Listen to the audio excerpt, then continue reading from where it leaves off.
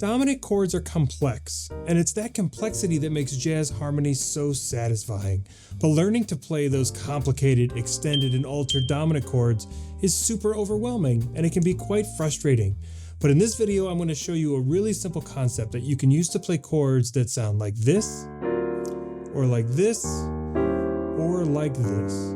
Early in my journey to play jazz, I kept putting off learning these fancy voicings because I was so intimidated by all these extensions and alteration. I was well aware of these upper structures, but I had always kind of dismissed them. I saw them as a hack, a shortcut, and I wanted a real depth of understanding and mastery in my playing, not just some shallow cheat code. But I was desperate to get these figured out, so I went for it anyway, and I'm glad that I did. It turns out they were much more than a shortcut. And the good news is these are super simple for us to learn. Just a few easy things to remember. Even if you're already familiar with upper structures, please just hang in here with me for a minute, because there's some things that I've discovered about these over the years that I think make them extra useful, and you're going to get a lot out of it. Here's what an upper structure dominant chord is. It's a two-handed chord. We've got a lower structure down here in our left hand, and an upper structure here in our right hand. This lower structure is always the 3rd and 7th of our chord. So here on C7, E and B flat. Sometimes if we need to, we'll add the root, but that's optional. The upper structure that we play in our right hand is based on a different root. So here I'm playing an A flat major triad. Now there's some real beauty in this approach. I mean, of course it's easier just to think A flat major than it is to think what's the sharp 9 or flat 13 of this C7 chord. But the sound of a triad is also very stable. And so voicing our chord with this triad on top naturally kind of makes everything sound a little bit more balanced. It's very important that these two structures come together to sound like one chord. That means we're going to voice them near each other. Our left hand is going to be near middle C here. This is middle C, I'm playing just beneath it.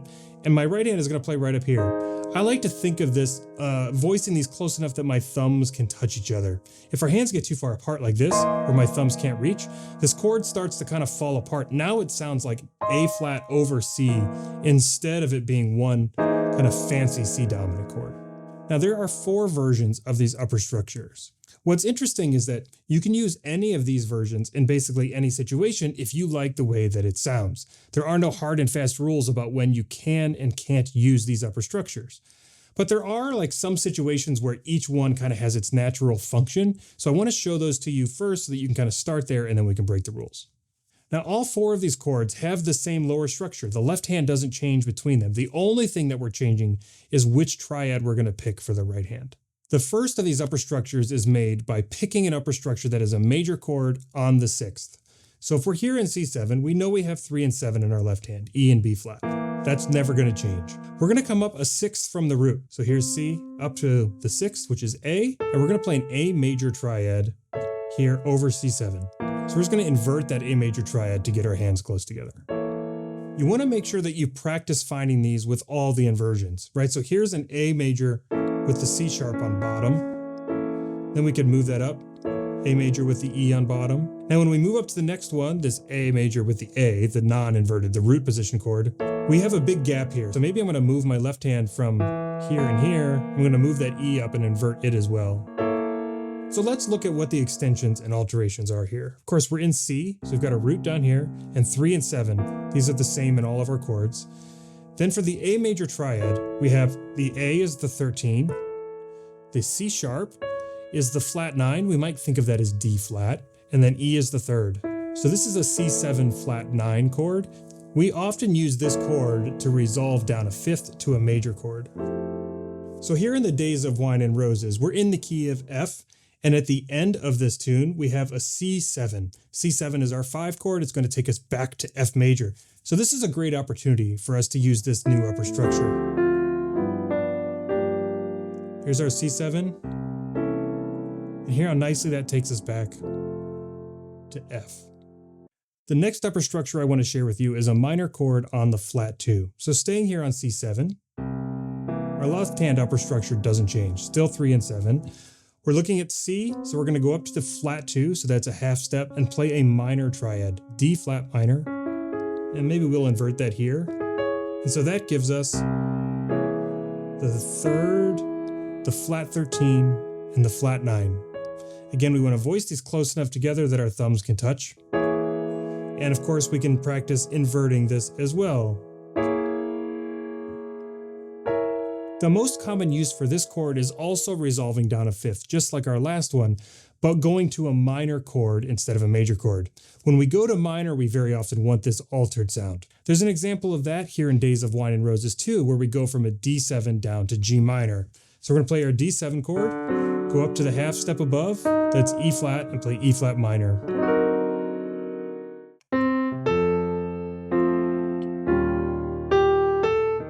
Right here, D7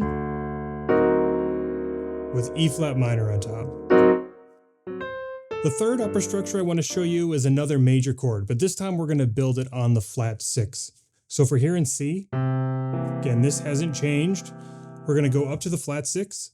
So C to A flat, that's the flat 6, and play a major chord. Maybe we invert that here.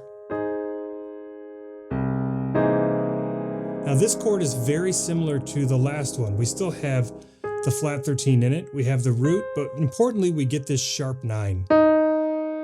The sharp 9 is very bluesy. This chord works really well in both major and minor situations, especially when you like the spiciness of this sharp 9 chord. It resolves really nicely here from C7 down to F major, or C7 to F minor. I also really like to use this chord in cases where the dominant chord doesn't have a direct resolution. So here in the Days of Wine and Roses, there's this really interesting situation where we go from E flat 7 to A minor 7, which doesn't make any sense. None of our kind of general cadences really take us there. And so in that case, our songwriter probably wanted this E flat 7 to hang and be a little bit dissonant. So why not really ramp up the dissonance and lean into it with the sharp 9?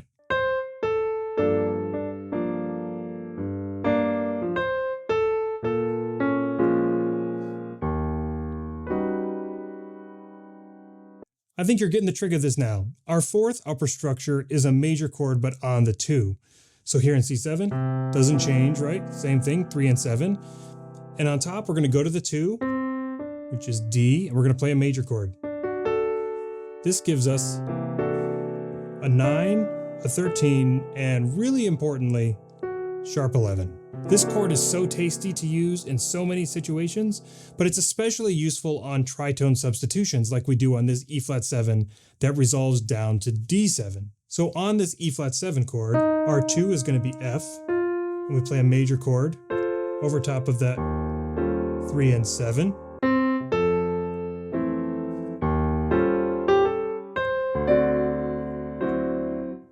So anytime you see a dominant chord like this that resolves down a half step, that's called a tritone substitution, and this is kind of my go-to voicing to use in those situations. There's another really popular way to use this dominant chord with the sharp 11, and that is anytime our song ends on a dominant chord, which, believe it or not, happens more than you think. Think about Take the A Train. Dominant 7. There are more upper structure options for you to pick from, and it's kind of fun to experiment with different chords on top, but honestly, I really just use these 4. But there's one really important thing that we have to watch out for: the melody. See, the suggestions that I gave you for when to use these chords are good guidelines, but if they clash with the melody wins. But take a look at this G7 chord that goes down to G minor. Based on the guidelines I gave you before, we might pick that major chord on the flat 6 because this G7 chord doesn't classically resolve down a fifth or down a tritone sub or anything. It just kind of hangs there and goes back to G minor. But watch what happens when we try this out.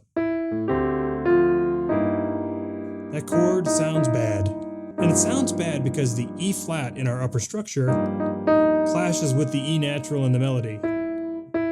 So the thing to do here is just prioritize the melody. Think about your different upper structure options and see if there are any of them that have an E natural in it. Now, I've done this 10 million times, so I happen to know that we could use the major chord on the 6 because that's E major, and E fits nicely in that chord. So let's try it with that one. Here's our D minor to the G7. We're going to use the E major upper structure, then G minor, and then for C7, we'll spice that one up with the flat 6. Now you don't even have to stick with one of these if you don't want to. You can switch between them in the middle of the chord and change the color. Some of these have more tension than others, so you could ramp up from one that has less tension into one that has more. So look at this G7 chord. One of our options is a major chord on the flat 6. That's E flat major. And this has a little bit of tension in it, but it's not the most tense version. One that has more tension though would be the minor chord on the flat 2. So that's the A flat minor chord. And all of a sudden, if we put those back to back over the same chord,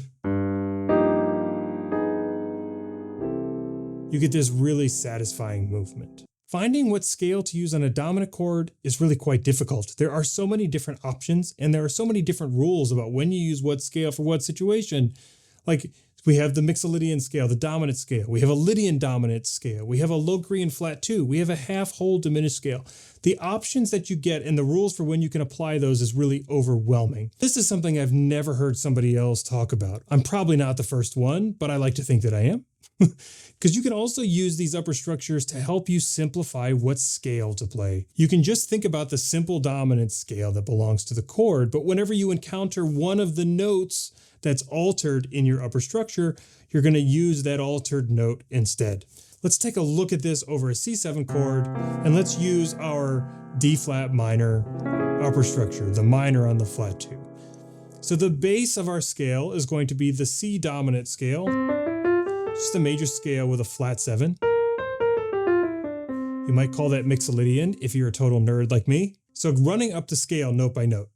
C is no change. When we get to D, remember we're playing a D flat minor upper structure. So we're going to turn the D into D flat. What about E? We've still got the normal E in there, so no problem. F, no problem. G, now the A in D flat minor, we've got an A flat. So we're going to switch to the A flat. And then we have B flat from our scale and C. So we end up with this scale that you can use to solo over top of this chord. Okay, now can you tell me what the actual technical name of this scale is?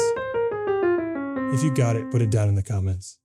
I remember what it was like to go from being so frustrated, where I was literally quizzing myself with flashcards trying to memorize all of these extensions, to finally getting fluent with these voicings and hearing it come out in my playing.